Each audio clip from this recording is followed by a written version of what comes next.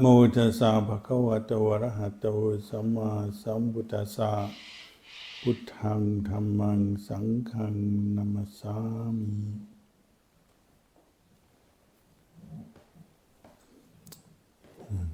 Blessings. Good evening, everybody.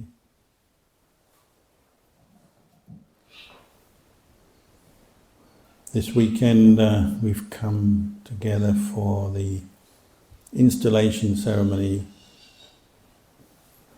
The 28 Buddha statues in the hall here are all going to be installed in the new Supata Chediya, or stupa, Buddhist monument here at Bodhipala Monastery. So it's another kind of landmark or historic moment in the history of the monastery. Since March earlier this year, when Lumpolium Prom Wachirayan Sopon came to visit and began the project with the foundation stone. And Ajahn Kalyano and the Sangha here and lay community have all come together to begin building this Buddhist monument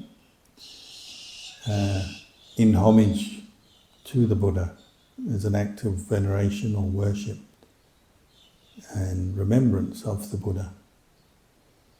As this is a Buddhist monastery, the land was offered for that purpose.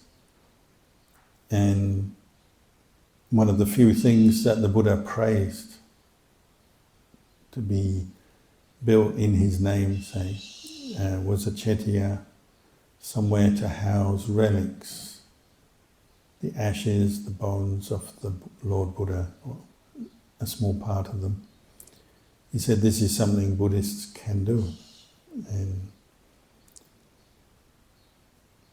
so since the time of the Buddha till today, people have been building chedis, smaller or larger, around the world, mostly in Asia, but nowadays even in countries like Australia, in memory of the life and the practice of the Buddha, and to house the relics of the Buddha. The chedis tend to have certain similarities. The main one is they're all built to last, to be strong, so have strong foundations and to be kind of solid. So they tend to be built out of bricks or stone or concrete, although often decorated, again out of love, respect, veneration for the Buddha. Mostly of a round shape, but quite often also can be 8-sided, octagonal, occasionally sort of with some square sided ones as well. Tend to be pointed buildings, so going upwards towards the sky, symbolically or representing the chakra or the pure energy of the enlightened mind coming out of the Buddha. So they say when people look to the Buddha, sometimes they would see the Buddha's aura, the rainbow aura around the citta of the Buddha, but also sometimes they could see the kind of the flame, which is now often symbolized in Buddha statues. You get a flame coming out of the top, and the pure energy of a fully enlightened Sambuddha. So chedis again represent that. So it's a milestone for this monastery because the shape of the chedi has come up now, so you might say about halfway.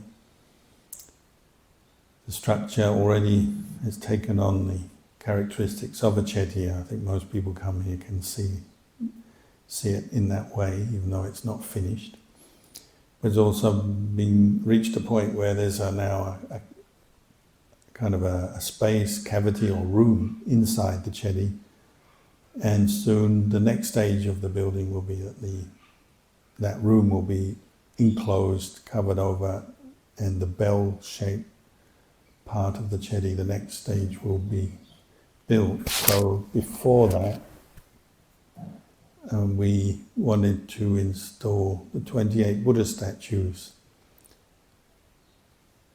and some other auspicious things.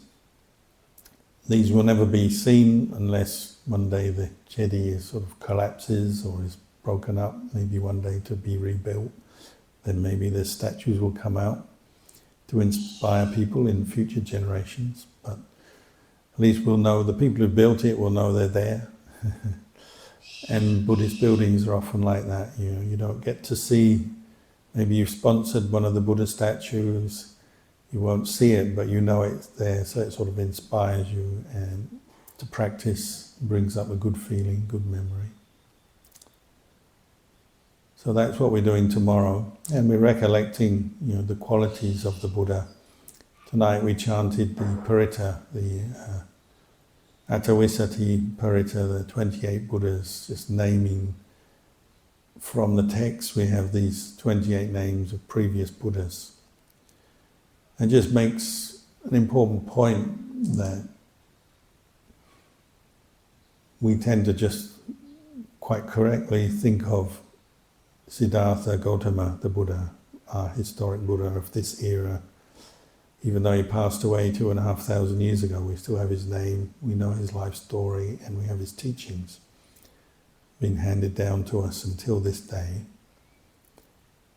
But another aspect of the Buddha is that the Buddha, there's not just one Buddha forever, so they say. Once a Buddha passes, enters parinibbana, and eventually, through impermanence, the teachings of the Buddha and the different aspects of the religion, the practitioners, the buildings, the monasteries and everything gradually disappear from the world, even though that may take a long time. Eventually they'll be gone. And then one day there'll be another Buddha. And so there have been, from period to period, long periods of time between each Buddha, but through history there have been Buddhas, because the Buddha is not totally unique, it's more like a position or something that an individual can aspire to, and maybe through great effort, endurance, and after a long time, their aspiration to become a Buddha, that being, who we call a bodhisatta, may actually become a Buddha. And so over time, there have been a number of different Buddhas that we know about, and stretching back probably for how long we don't really know. But we have these 28 names, and so the 28 Buddhas we're installing, the statues we're installing, represent those different Buddhas. Sometimes people prefer to disregard this side of the Buddhist teachings about past lives, future lives, karma,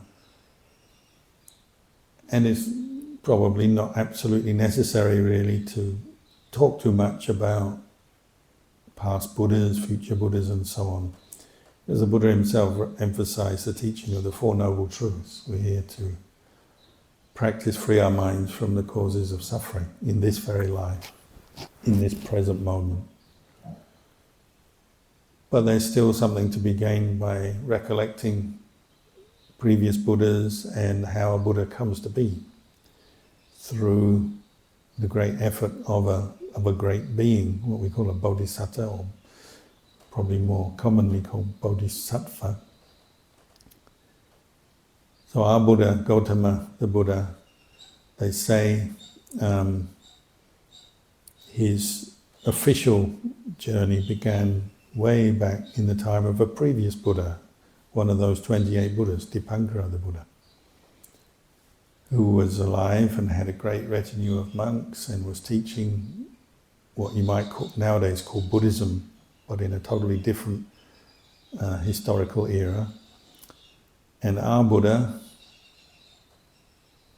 going back to that time, in that life, was a hermit called Sumedha, living in the hills, meditating, and so probably already quite advanced in his spiritual attainments, in what we call his barami, but not a Buddha and not enlightened, but somebody, a spiritual seeker you might call him.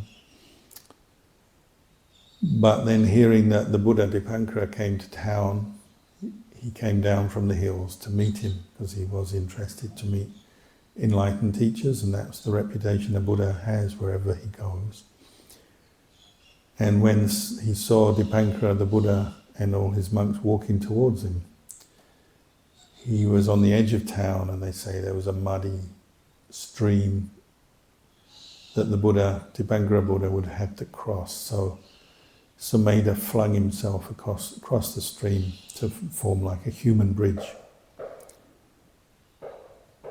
and invited the Buddha to walk across his back. And they say, as the Buddha was walking across his back, he made this vow, I vow to become, or made a resolution or determination, call it an adhitthana, to become a Buddha in the future, to practice, perfect the barami until I can become a Buddha like the Buddha who is walking on my back, stepping over my back. And Dipankara the Buddha, with that great knowledge, kind of limitless knowledge of a Buddha, knew what the hermit Sumedha was thinking and turned to tell the monks, this hermit has vowed to become a Buddha, and he will become a Buddha. In a distant future lifetime, he'll be known as Siddhartha Gautama, and gave some brief, so they say, they gave some brief description of his life, his final life as the Buddha in the future, and he said this will come true. And the way a Buddha works, when a Buddha gives some prediction or says a truth, it's true, it will come true. And they say every Buddha has been confirmed like that at a point in their spiritual development by another Buddha, a previous Buddha. So in this case, Dipankara the Buddha is confirming that Sumedha will become Siddhartha in the future. And from that point on, he's known as a bodhisatta, a great being destined for enlightenment. But just being called a bodhisatta isn't enough. You have to do the work, the practice, and that meant eons and eons, many millions of lifetimes, we might say, practicing Dhamma in all forms and different situations, going through all the obstacles that a person aiming to become a Buddha would have to go through life after life, perfecting the barami, and not just the ordinary 10 barami we talk about when monks give talks about the 10 baramis. You've probably heard them before. The 10 different spiritual qualities have to be perfected for anyone to become enlightened. But to become a Buddha, you have to do them 3 times over. 30 kinds of barami, meaning the 10 barami times 3 on 3 levels, on the ordinary level, on the intermediate level, and on the highest level. So the most thorough kind of spiritual preparation before someone becomes a Buddha. And that happens for each Buddha. And that's why having previous Buddhas, they sort of perform the role of teaching Buddhism in their era, but they also confirm bodhisattvas for the future.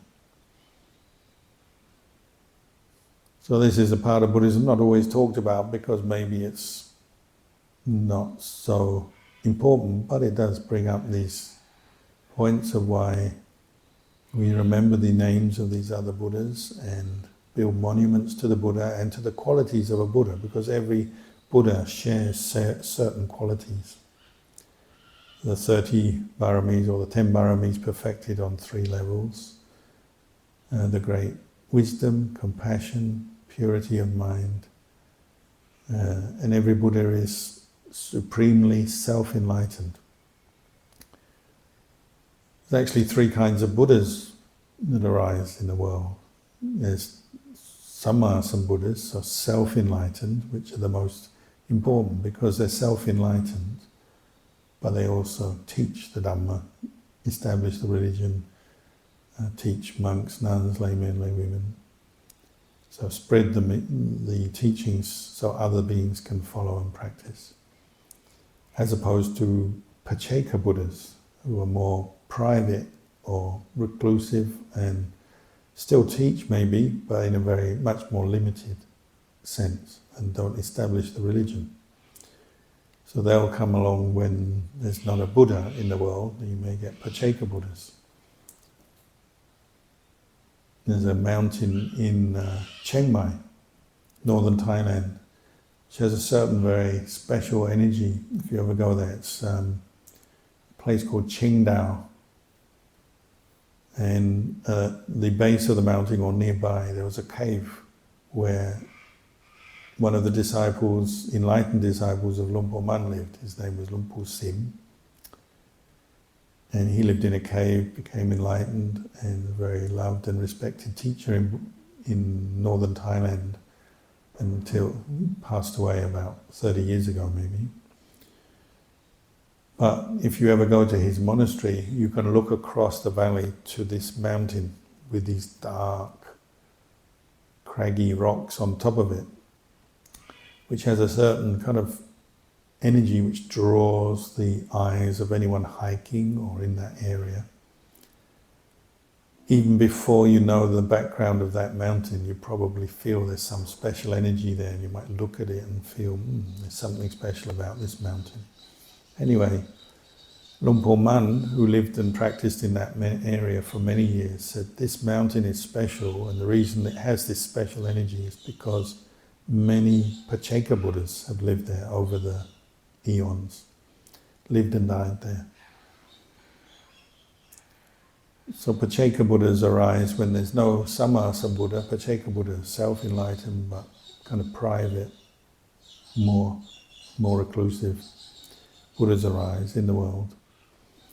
But then we also have the third kind of Buddha, Sāvaka Buddhas.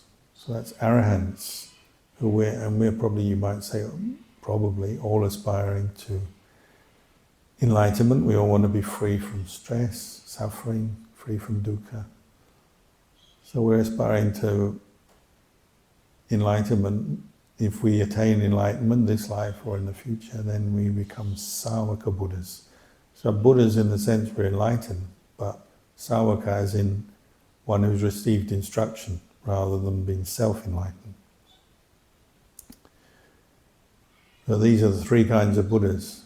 But every time we build a statue or a chedi, a monument, and also through our practice on a daily basis, we're recollecting these qualities of the Buddha, the enlightened mind. This is what we aspire to, and this is what gives rise to faith and energy in the practice. That's another reason we build a chedi, is to have a place that you go, you remember or recollect the Buddha, and you get some energy to keep practicing. And many people, as you know, make pilgrimages up to different chetiyas, particularly in India, where the Buddha himself lived, or our Buddha lived. So people go to Bodh Gaya, the Mahabodhi Chettiya, but then also to other important Buddhist locations in India, but they're also in other Buddhist countries, Tibet, China, Thailand, Sri Lanka, Burma, and so on. And maybe one day even Bodhipala Monastery will become a pilgrimage site where people go to worship at the chedi housing the Buddha relics, and it'll be a cause for them to be happy, to delight in the Dhamma of the Buddha, and then to practice, to chant, meditate, listen to the Dhamma, keep precepts, practice dana, and so on. You know, chedi is a rallying point, both in the making of it, because many people, sangha and laity, come together to make the chedi. So it's a great cause for a focal point for people's harmony and joint effort to build the monument. But then it's also, once it's built, it's a rallying point for people's faith to come and practice. So it carries on. And because we build them strong, they'll last for a long time, we hope. Can be strong against the elements and so on, then that rallying point and that purpose will continue. It will serve its purpose, hopefully for a few generations or many generations. So there's actually a lot to recollect when you build and when you come to worship at a chedi. The one thing I often quote, when I was living with Luang Por Chah, then Luang Por Chah passed away. Within 1 year, the Luang Por Liam, leading the Sangha of Luang Por Chah, Sangha and laity, built a chedi to honour his memory, to honour the memory of Luang Por Chah. And due to people's great faith, they worked day and night for literally 365 days to build a chedi. Build the mound, the wall, and then the chedi, and get it all ready for his cremation, which happened a year after his death. He was cremated in a massive cremation funeral service presided over by the King and Queen of Thailand, Prime Minister, politicians, VIPs from Thailand and even overseas, and of course thousands and thousands of Sangha members. A massive funeral. But that was built through the efforts of the faithful Sangha and laity on a fairly low budget, because a large amount of labour was voluntary. A lot of the building materials were offered and so on. And that chedi was built, and to this day, 34 years later, it's still a focal point for people's faith and practice, and people go there every day to maybe bow and meditate, bow and chant, circumambulate, do walking meditation around it. It's a very inspirational place. It's just in a forest, a fairly ordinary looking forest in northeast Thailand, but there's something special there because of the energy first of Luang Por Chah, the pure mind, we believe, of an arahant, and then also the good energy developed by all the practitioners, monks, nuns, laymen, laywomen who practice there, and continue to do that over the years. And that's Luang Por Chah's legacy. So the chedi here we're also dedicating to Luang Por Chah. We call it Subhata Chetia. Subhata or Subato is Luang Por Chah's Pali name he was given when he became a monk. So we hope that this chedi will also be a cause for people to practice in the coming years. And that's what a monastery is for. It's a place for what we call Patipati Puja. Patipati Puja means worshipping the goodness of the Buddha through the practice. Amisa Puja, worshipping with giving. We give flowers and candles and incense at the shrine. Patipati through the practice. So when Luang Por Chah passed away and that chedi was finished and we had the funeral, on the day of the funeral, Luang Por Mahabua came to Wat Pah Pong. He's a contemporary teacher, the same era of Luang Por Chah, and he had great respect for Luang Por Chah. Luang Por Chah had great respect for him. So he came and gave a talk and stayed in the monastery. And part of my duties was to help look after him. It was an honour for me to look after the great visiting teacher, and this is something Luang Por Chah emphasised in his teachings. Monks, we have to look after the senior monks, respect them, but help them, look after them in many ways. So I was helping to look after Luang Ta Mahabua, and at one point he pulled me aside during the middle of a very busy day, or this funeral service was going on, but he pulled me aside and said, "Hey you, In Thai he said that. I don't know how you say that in Thai. Or Tan, Mani, something like that. He said, hey you, he said, come here. He said, you know, Luang Por Chah has passed away now, and you built this chedi. Don't become a hungry ghost, just clinging to the chedi. And what he was doing, he was quoting a story from Luang Por Man. And Luang Por Man told the story of a monk and his sister, an upasika, who had great faith in the Buddha. And they built a chedi, spent their life building this chedi, beautiful chedi. And chedis often take a long time to build and a lot of effort. And they built it, and then when they died, they became ghosts, hungry ghosts, floating around this chedi because they were over-attached to it.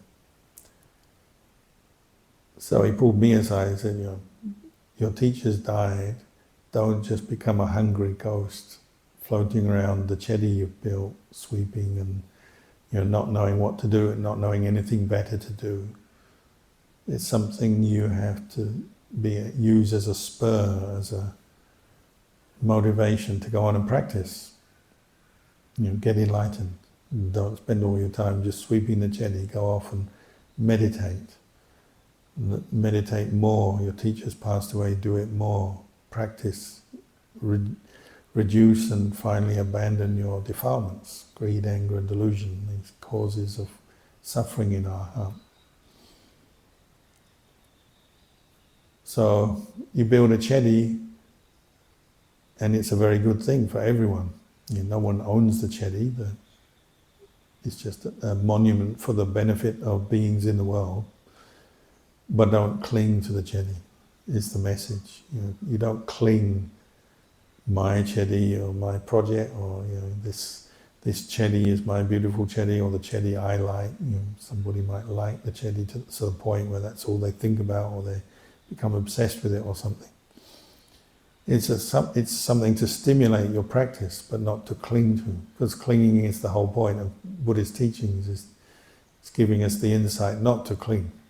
Whether it's a statue, beautiful statue, as we have here, 28 beautiful statues, or chedi, or a meditation hall, or a monastery, or anything. Don't cling, because that will pull you to the world and pull your heart to the world. And even something very good like a chedi can still be a cause for clinging, which is a shame if that happens. So everything we do in Buddhism and in our practice, even when we build devotional buildings and statues and so on, is not for clinging, but for the path, the practice, for enlightenment, for liberation. And it's something you have to keep coming back to. You do the job. If you're building, or you do your meditation, you do the job, and then you let go. You keep your precepts, you let go. You offer the dana, you let go. You meditate, you let go. You make your mind peaceful and experience states of peace, bliss, one-pointedness, and then you let go. You develop insight into impermanence, into not-self, and you let go. And that's the purpose of it. So chedi is no different than any other aspect of the practice. It's a place for letting go. So maybe I'll leave you with these reflections tonight, and in a moment we'll pay homage to the Buddha Dhamma Sangha. หันธมยังอุวเดคตาสาธุคารังทัตมาเสสาธุสาธุสาธุอะนะโมทามิ